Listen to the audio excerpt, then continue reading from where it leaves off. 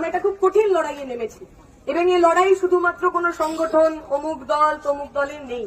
এই সংগঠন পশ্চিমবঙ্গের, এই আন্দোলন পশ্চিমবঙ্গের প্রত্যেকটা মানুষের হয়ে উঠেছে।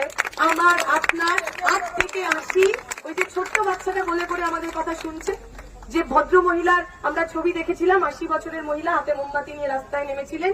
এই আন্দোলনের সবচেয়ে বড় প্রতীক, সবচেয়ে বড় পতাকা ওই ছোট্ট মেয়েটি এবং ওই বয়স্ক ঠাকুমাটি। ওদের জন্যই, আমাদের সবার জন্য আমরা লড়ছি।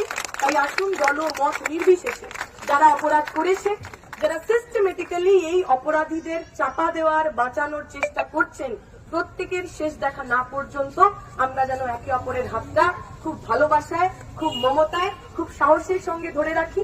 কিছুদিন আগে আমরা যে শুনেছিলাম রবীন্দ্র সদনের ঘটনা, আমার ট্রান্স বন্ধুরা, ওয়ার বন্ধুরা, তাদের সঙ্গে যে ধরনের আচার আচরণ হয়েছে, আমরা সবাইকে বলে দিতে চাই, আমরা যখন